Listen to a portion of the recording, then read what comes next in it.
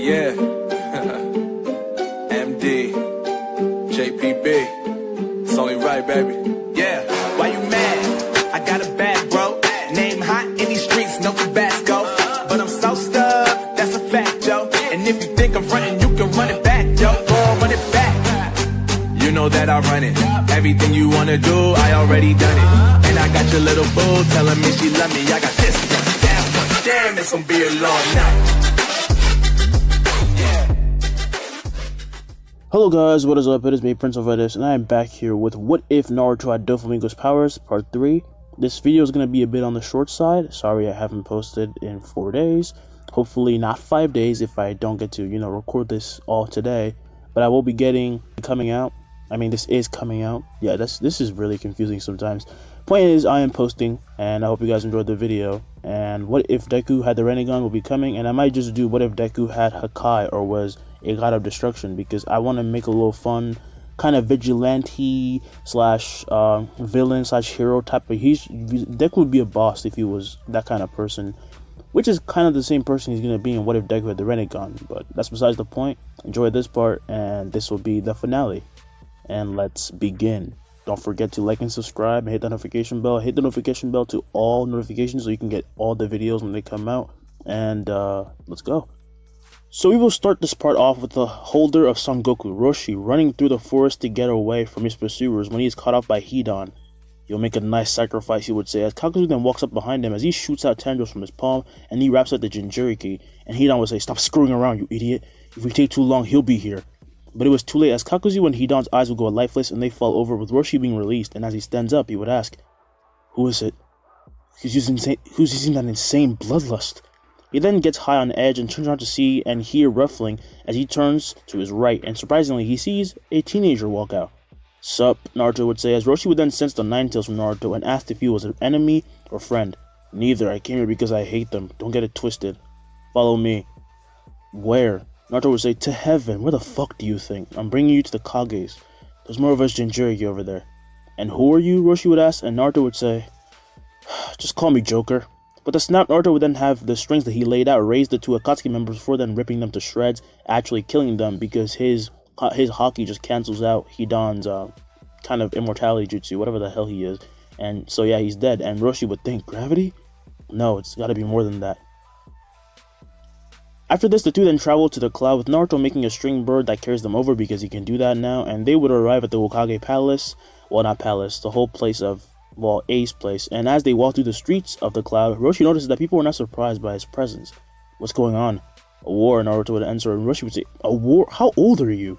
Naruto would then say 16 as they enter the Hokage's place, and they would enter to see A and Hiruzen. "Another one. Nice, Joker," A would say, and Naruto would say, "That's just gonna stick now, isn't it?" And Hiruzen laughs at this, welcoming Roshi, who wants to know why he was brought here, and Hiruzen would say, "For protection. There are actually 3 more of you who are still being hunted, and they're hiding out in fear, so it's hard to help them directly." Roshi would then ask, "What do they even want with us? And if you're this strong, shouldn't you already be beating them?" And A would then say they hid from Naruto's observation somehow, completely masked their locations. "We don't know how, but whatever they're using, it isn't working as well as before." Naruto would then say, "Alright then, take care of him," and he would leave the room, and as he does, back at Konoha, Lee is patrolling the outside of the village when he would sense something bizarre. "Show yourself." A little sound just comes from the bushes, and the ground starts to shake as Lee is then ran at by Zetsus. They've been showing themselves a lot more lately, Lee would think, as the Zetsus then attack, and Lee would enter the second gate and rip through all of them with ease. And some ninja then come over since they sense this energy, and they've kind of been used to this kind of energy because the Zetsus have actually been attacking, and there are some reanimated people mixed in there as well. They come over there, and they see dead Zetsus turning into trees, and Ebisu would ask, "Were there more of them?" And Lee would nod, saying that there are definitely more of them just coming at them. And they would ask if Naruto was coming back because they may need that cage because this is starting to get a bit unsafe and they don't know if they can guarantee the safety of the villagers. And as for the Akatsuki, Madara himself has found a secret to the ghetto statue, not really needing the beast, and he would manipulate the statue using his Bujutsu to have it suck chakra from the earth itself, meaning he was essentially weakening the planet. But later on, he found that he still didn't have enough potent energy. "I still need more," Madara would say. "Forget the Biju. If I got Naruto, this jutsu, it worked instantly, but I can't get close to him." "But what if you didn't need to?" Madara would then look at a black Zetsu who would form in humanoid form and say that he had an idea. "At this point, a strategy against the Jinchuriki will be useless. We need pure power. Do you really think You can even hold a candle to him? Black Zetsu then sighs, saying, I never thought I'd see the day when Madara Uchiha would be so crushed. And this hurts Madara's ego and pride, and he then asks, what do you propose? Now back at Konoha, Naruto arrives, landing near the gates, and he meets the guards, who then run up in haste. Joker, we need you to put up the barrier. My name is... You're doing this on purpose, aren't you? The other guard then laughs, asking if it was that obvious. Naruto walks past them, saying, you don't have to act like this. Everyone's feeling it. We're all scared. Just stop calling me that. And he would say, I guess it's kind of hard to hide. Sorry about that.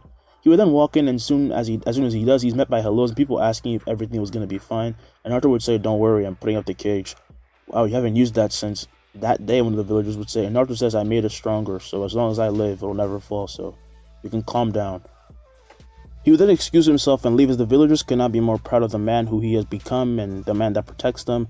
And they would say, to think he used to play so many pranks. And Naruto would say, guys, I can hear you. And the startled villagers laugh nervously. And Naruto heads to the Hokage building, looking for Ibiki. And he goes down to the lowest floor, and he would meet Ibiki along with the Inoichi. And Ibiki would ask, is it time? Naruto would then nod, saying he needed some seals to keep his armament on the cage intact. And meanwhile, inside Naruto, Kurama, who all this time had basically done nothing, would be thinking about something that happened a while ago. So 2 years back, when Naruto got knocked out after protecting the village, Kurama got to meet Hagoromo, because Naruto was kind of in that limbo state because he almost died. And Kurama would say, old man? Hello, Kurama, Hagoromo would say, and tears almost fill Kurama's entire face, but he holds it back and asks how this is possible. I don't have much time, but this child, he is my child. Well, a reincarnation of Ashura. This comes as a surprise to Kurama, who finds it hard to believe, but then as Hagoromo was there, by him would walk the astral form of Ashura's soul before it then vanishes, and Hagoromo would say his body is having a reaction to my chakra. Trust me, it is him. Then Indra must be that Uchiha brat. Hagoromo then nods, with Kurama asking what he wanted him to do, and Hagoromo said, I want you to pass on my power, as he would hold out both his hands, showing the sun and moon mark. And Kurama would say, you can't possibly be thinking of giving him both marks. Hagoromo then shakes his head, saying, when he receives it, I think he'll surprise you. Please, Kurama, before she returns. As this brief flashback would end, Kurama would then groan in the present as he finally decided to call Naruto over. And as Naruto was talking to Ibiki and Inoichi, he would just suddenly fall. And Ibiki would yell, Naruto, as they go up, and they sit him up, and they just see his eyes were now slit and were worried. But as Inoichi checked on him using the man transfer jutsu, he said, let him go. He's talking to it. The fox. Back inside Naruto, the boy finally meets the beast, and the beast finally meets the human, with Kurama saying, hello. The QB, Naruto would say. The hell do you want? Kurama almost wants to bite his head off, but calms down, asking what he was going to do after the war ends. You mean with the Jinchuriki? They'll be protected by me. And why would you do that? Kurama would ask, and Naruto says, because I like the bastards. They're fun. What other reason do I need? After hearing this answer, Kurama can sense his emotions, and he sighs, saying, he's not lying. Come closer. You ordering me around? Naruto would ask, and Kurama says, it's your choice whether or not you want to, kid. I really don't care. But Naruto, of course, does approach Kurama, and Kurama puts his fist out, and he would say, bump it. Now, while Naruto is confused, he would then do so because he's not really going to do anything to him, so why not? And then he bursts with power, and he would wake up, opening his eyes in the real world, where he sees Sasuke trying to shake him awake. Dude, you good? Well, this is weird, Naruto would say, and Sasuke is confused, as are Ibiki and Inoichi, when Naruto would then grab Sasuke's hand and slap it. Hello, Indra. Sasuke would then burst with chakra, pushing back the two ninjas. Naruto would then stand up smiling, and his chakra reacts to Sasuke's, and it also starts growing, and every ninja in the village can feel it. The sage? Sasuke would ask, and Naruto would then nod, with Sasuke looking at his left hand, and he now had the moon seal, and he would ask, did you also get like a bunch of information put into your head? Yep. Oh, by the way, you have a Rinnegan now, so that's fun. A shocked Sasuke then turns around, asking Ibiki and Inoichi if this is true, and they see the eye, and they nod, and they're shocked as well. And Ibiki would ask, what's going on? Naruto would then say, never mind, and he says we need a barrier right now, and he would run out with them asking about the seals, but Naruto says he does not need them anymore.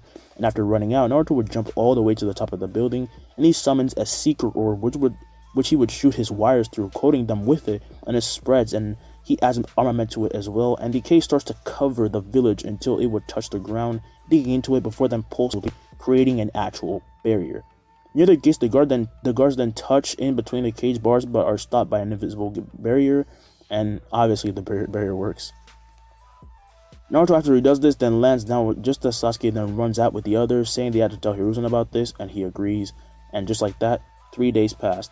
We then find Kiri running through some forest again, from Kisame and Itachi in some part of and then they reach some part of a ruined village, but she is soon cornered, and Kisame would say, would you stop running already? Kiri's eyes, however, would then change as she bursts with blue flames because she can taste Matatabi, and if I got her name wrong, please tell me in the comments. But then someone lands between her and the Akatsuki members, and to Kisame, or more so Itachi's surprise, it is Sasuke. How have you been, brother? The two were surprised when Sasuke would have the Rinnegan, and Kisame would say, I never thought we'd meet him like this. Doesn't it make your blood boil? Did you take Nagato's other one? Itachi would ask, and Sasuke says, it's all natural. He then tells Kiri to run, and he would stick his hand out, forming a Truth Seeker orb as well, which will form into a spear and stab Kisame in the heart at light speed, killing him in that very instance. Kiri would then run away, with Itachi being wide-eyed, and he would be thinking, what was that?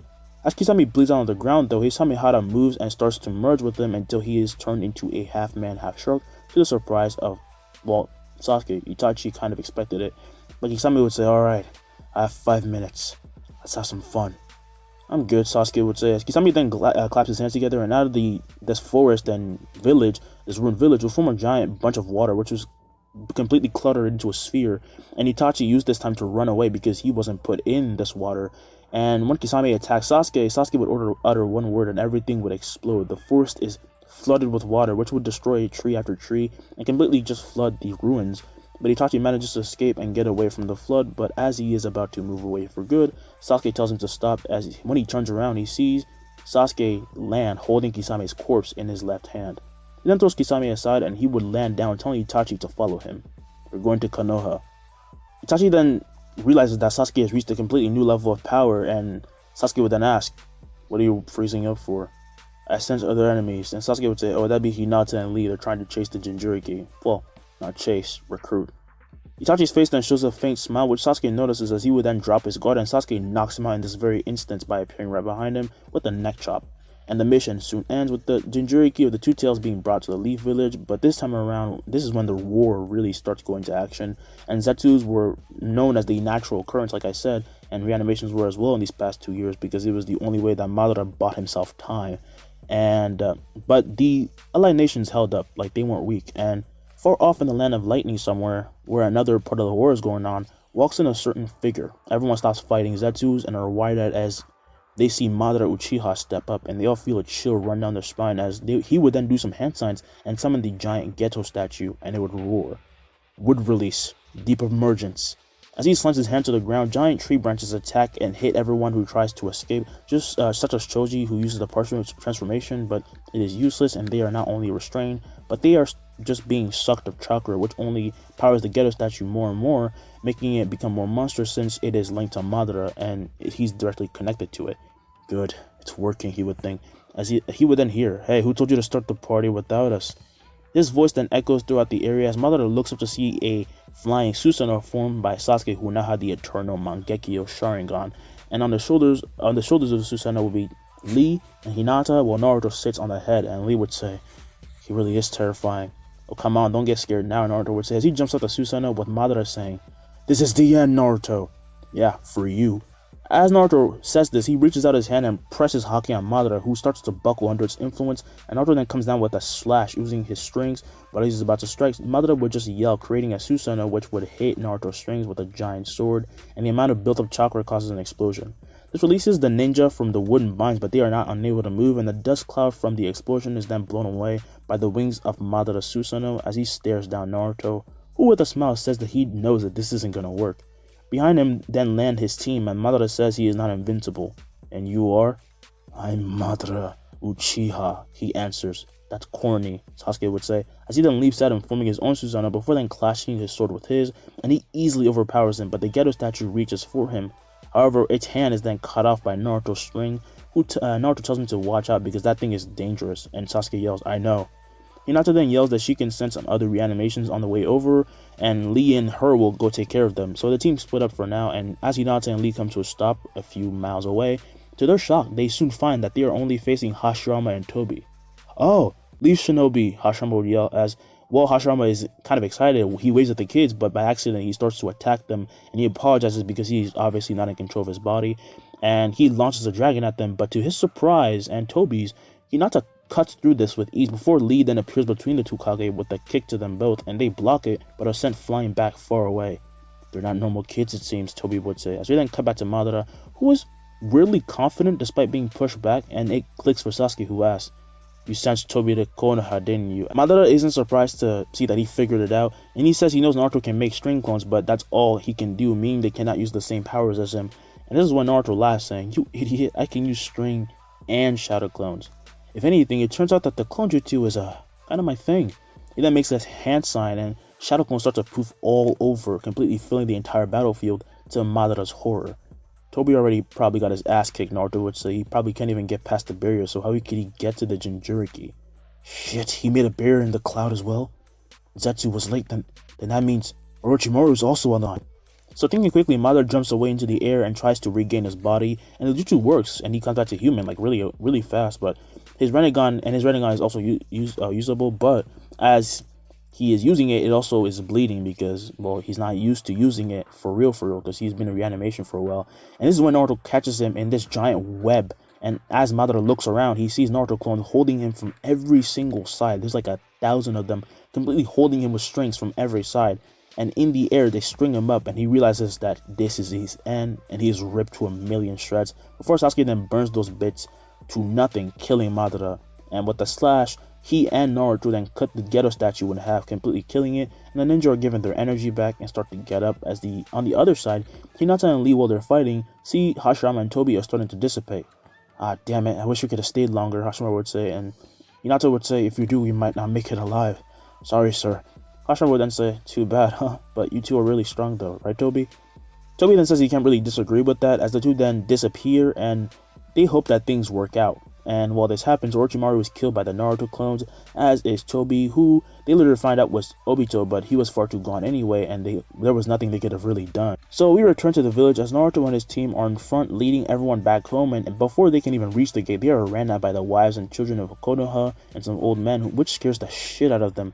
And Naruto says, "Oh, you idiot, you shouldn't be out here right now." However, the villagers are too excited and too happy to have them come back, and Naruto would just let them do as they wish, saying, seriously, it could have been Zetsu's attacking. Later, when everything calms down, the funeral of Itachi Uchiha happens. Sasuke only got the Mangekyo because Itachi Uchiha left him one and killed himself, and after this incident, Hiruzen told the boys about the truth, and also, it made Sasuke mad when he heard this, and he told Hiruzen to resign, and Hiruzen said he would, and he would put someone else as Hokage. And if you're wondering why Sasuke isn't destroying the leaf, it's because he found out through a meeting that Danzo was hiding the Sharingan, and Danzo was present, and Naruto saw it with this observation, so Danzo is being sentenced to death. And a few days later, and after, everyone gathers at the Konoha cemetery, feeling bad that they had let a young man carry all of their burdens in such a way. And so, as Sasuke walks forward, he then leaves his old headband, which had a scratch on it, and he let it there to show kind of his hard work that he's done up to this point, but he is seriously saddened.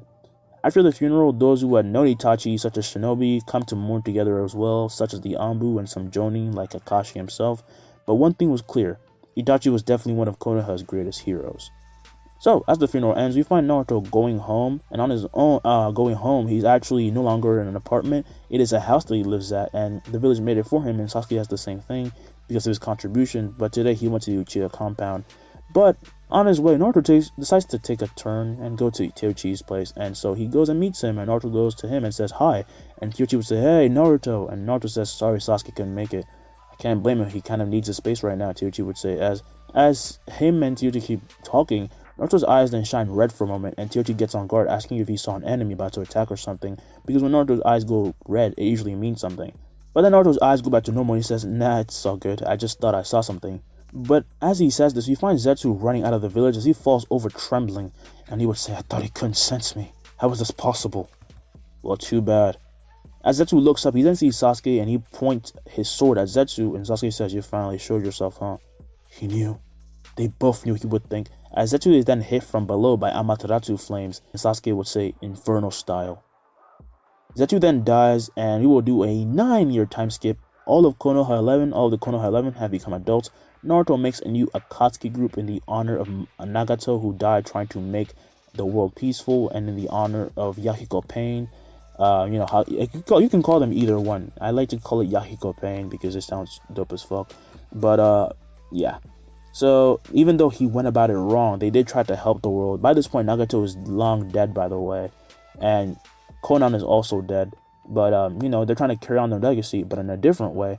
But the difference, the different thing that was about the new Akatsuki group, they kept the same robes, but their logo was a smiley face instead of a cloud. And this group consists of Naruto as the leader, Sasuke, Hinata, and Lee are the generals. And the other 3 members are Neji, Shikamaru, Ino. And yeah, they become way stronger, by the way. They're like top level shit. So they're around like their mid 20s, about to go 30. And so we're gonna go to Konoha around that time. The nations are at peace, and everything's all good. But in Naruto's house, Naruto storms out to his living room saying, "Why the hell are you bastards here?" And he points to Lee, Hinata, Sasuke, and Choji, who are gathered at this table eating his ramen. And he would say, "Who said you could take my ramen?"